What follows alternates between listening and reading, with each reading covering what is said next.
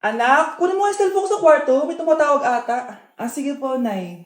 Sabi cellphone ni nanay. Anak, bilisan mo naman. Ay, salamat naman. Nakatae din. Scarlett, ba't nandyan ka? Di ba pinukuha ko sa phone ko? Pinagsasabi mo, Nay. Kanina pa ako dito sa loob. Nay, eto na po cellphone niyo. Sino yan, Nay? Bakit kamukha ko? Teka lang. Bakit dalawa kayong Scarlett? Nananaginip pa ako? Nay, ako yung totoong Scarlett. Ha? Sinungaling! Ako to, Nay. Ang totoong Scarlett. Sandali nga! Hindi na ako tutuwa sa inyong dalawa, ha? Isa lang ang solusyon dito. Magtatanong ako at kung sino ang makasagot ng tama, siya ang totoong Scarlett. Unang tanong, saan ako may balat? Balat? Nay! Sa puwet! Nay! Sa kifi. Tama! Kifi. Ha? Totoo ba, Nay? O, diba? Alam ko. Susunod na tanong. Ano ang timbang ko? Mukha kang 100 kilos, Nay. 75 kilos? Tama! 75 kilos! Yes. Huling tanong. Ano ang birthday ko? Birthday? Mahina pa naman ako sa ganyan. April 14, 1977? April 15, 1977. Tama! Ikaw nga ang totoong Scarlett. At ikaw, dahil talo ka, lumayas ka na dito, impostor! Ay! Sino ba kasing Scarlett na yun? Bakit kamukha ko siya? Anak, kilalang kilala mo talaga ako, no? Siyempre naman, Nay. Anak mo ko eh. Worth it lahat ng pagpaparetoke ko dahil sinira mo ang mukha ko noon. Ngayong napaniwala na kita, gaganti na ako sa'yo. Hoy kayo matulog na kayo. Papatin ko na yung wifi. Sige na. Buti na lang may data ako. Babe, okay na. Babe, para kang tae. Bakit naman, babe? Kasi hindi kita kayang paglaruan. Parang tanga to. Ano ba yan natin? Likot-likot mo. Nagre-review ako dito. Alam mo, kailangan mo ng jowa kasi ang boring ng buhay mo. Ate, di ko kailangan ng jowa, okay? Kailangan ko maging top 1 sa school namin. Kuya! Sino ba naman tao natutulog na nakasalamin? Ngeta naman, Kyle! Natutulog ako, di ba? Hindi ako yun natutulog ako eh. Kung ayaw matulog, mapatulog ka. Ba't ang ingay ng mga batang yun? Teka lang. Ano ba yan ang ingay nyo? Hindi ako makapag-focus dito. Pinang matulog, mga punyeta talaga yun. Sinali, bakit? Bakit ang ingay nyo? Di ba sabi matulog na? Matulog na kayo Yes, makakapag-tiktok na ako.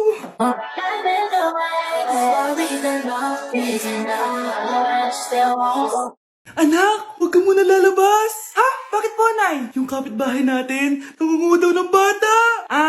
Sige po, Nay. Naku anak, nakakatakot na. A few moments later. Gutom na ako. Nay, may pagkain ba dito? Ano ba yan? Nasa si Nanay? Pagkain ba dito? Walang laman.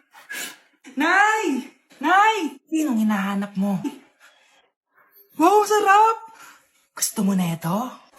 Gutom na ako. Tara sa bahay. Madaming ganito.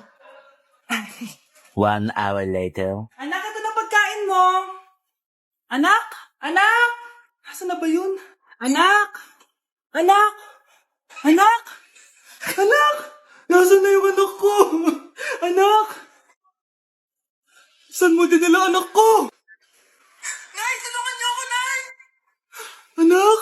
Huwag mo siya sasaktan! Sa isang kondisyon. Ano kailangan mo? Bayaran mo muna sa akin yung utang mong 50K. 50K? Wag na pala. Sa'yo na yung anak ko. Tulog at kain lang naman ginawa niya dito. Oh, eto na mga gamit niya. Anak, ano to pinagpo-post mo sa Facebook, ha? Bakit po, Nay? Nagmumura ka dito, oh. Sabi mo, tang-ina, laro. Yan ba yung mga nalalaman mo sa school? Biro lang yun, Nay. Wala akong pake. I-delete mo to kung ayaw mo laruin ko yung mukha mo. Sige po, Nay. A few moments later. Wow, ang ganda naman na outfit ko. Picture nga ako. Anak, ano naman itong pinost mo? Bakit ang ikli na shorts mo? Ang ganda ko dyan, no, Nay. Akala mo kinaganda mo yan? Ang pangit. Baka bastusin ka ng mga lalaki. Grabe ka naman, Nay. I-delete mo yan. Next time, magpajama ka na lang. Yung tago lahat, pati mukha mo. Wow! Thank you so much, Mommy! You know that I love chicken nuggets! Ay, di pala chicken nuggets to. Pero ang sarap! May day ko nga. Ano? Ano na naman itong pinost mo sa Facebook? Yung niluto niyo po, Nay, shinare ko lang sa Facebook. Itlog lang, ipapost mo pa? Mahiya ka naman. Dapat pinapost mo yung mga masarap na pagkain. I-delete mo yan! Lahat naman pinapadelete mo. Tapos may nagko-comment pa sa post mo, sabi nila, ang pangit ko daw! deserve. Alam mo, i-delete mo na lang yung Facebook mo! Tama na! I-delete mo na! Para tamimik na yung buhay ko! Eh, kung wag ka kayo mangialam, sigurado tatahimik buhay mo. Akin na yung phone mo! Ako na lang magdi-delete. Bakit kita i-delete kung pwede naman kitang i-block? Hindi mo na makikita yung mga post ko. Hoy, Mare, pinagkakarat mo daw na buntis anak ko? Eh, totoo naman eh. Tignan mo nga yung tiyan niya, alaki. Basta, hindi buntis anak ko. Ba't di natin siya tanongin, Mare? Anak, halika dito. Yes, Nay? Buntis ka ba? Ha? Hindi po, Nay. Eh, bakit ang laki ng tiyan mo? Bloated lang po ako, Nay. Uminom po kasi ako ng soft drinks kanina. Oh, bloated lang pala eh. Pinagsasabi mo dyan. Bahala ka kung ayaw mo maniwala. Sumasakit tiyan ko. Oh, ayan na, mga anak na. Anak, paano ka?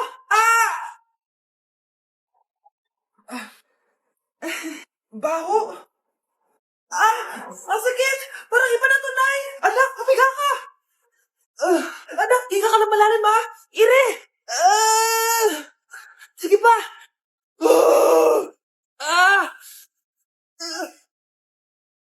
Baby. Sorry, Nay. Tinago ko sa'yo na buntis ako. Okay lang, anak. Pero sinong tatay nito? Ang tatay ng anak ko ay ang anak ni tita. Oh, anak mo pala may gawa nito? Asa na yon? Oh, ikaw, magbigay ka na sustento para sa anak nyo. Sige po, magbibigay po ako ng 5. 5,000? 5 pesos? Wala na po kasi yung pera eh. At dahil 5 pesos ang binigay ng tatay mo, lollipop mo ng dedean mo, ha? Ma'am, parang wala po ata sa lesson natin yung number 5. Ay, wala ba? O sige, bonus na lang yan. Thank you, ma'am. Ma'am, wala po ata sa lesson natin yung number 5. Oh, anong gagawin ko? Puro ko kasi daldalan, kaya di mo alam. No, favoritism si ma'am. May sinasabi ka? Ay, wala po. A few moments later. So, ganun lang siya kadali. Ma'am, pwede po pa-excuse. Sumasakit po yung puson ko eh. Sige, punta na lang sa clinic. May gamot doon. Sige po, ma'am. Nagets niya ba, class? Ma'am, excuse po. Sumasakit po yung puson ko.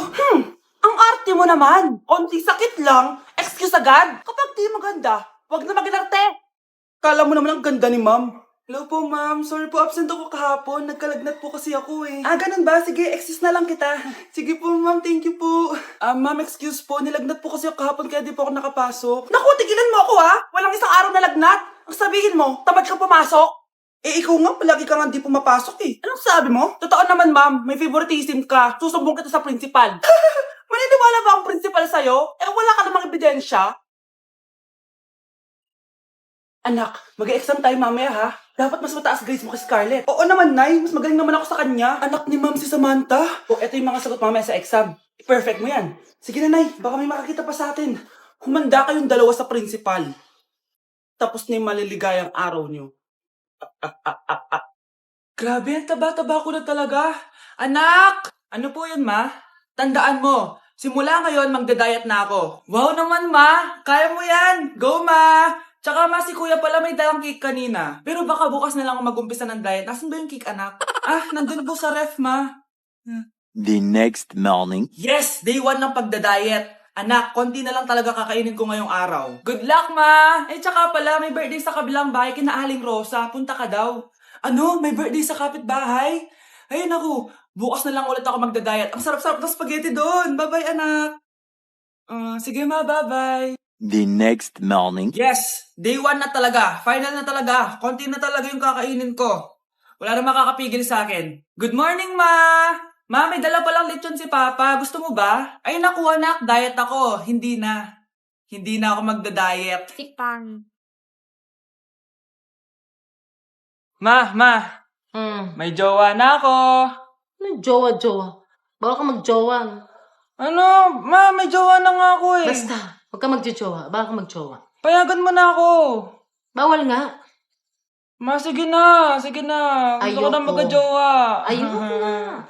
Ma, anong gagawin ko para payagan mo ako magka-jowa? Wala. Basta, bawal ka magjowa. Paano kung siya yung magiging jowa ko? Siya? Oo. O sige, magjowa ka na. Kinikilig ako kapag ika'y nakita. Sana all may jowa! Uy, pre, tara mag-mall tayo. Oh, ano gagawin natin sa mall? Hanap tayong jowa doon. Balita ko maraming tao eh. For sure, makakaharap tayo. Magandang idea yan ah. Tara, mag-mall tayo. Tara na. Few moments later. Ayan na, nasa loob na tayo ng mall. Ang dami ng tao. Oh, bibigyan kita ng 1 oras. Dapat pagbalik natin dito, meron na tayong jowa. Sige, tara na. Hanap ako dito sa Tom's World. Yan. Ate. Pwede ka bang jowain? Ay, grade 7 ka pa lang. Sige.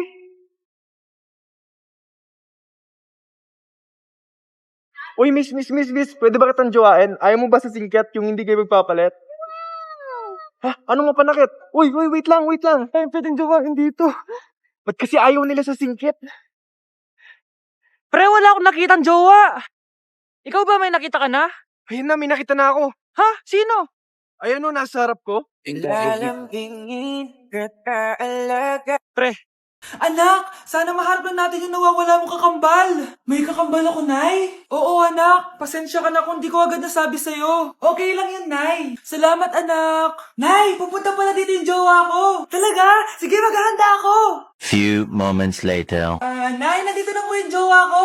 Hello po, tita. May dala po ako para sa inyo. Wow naman, salamat. Wow naman, ang bait mo sa nanay ko.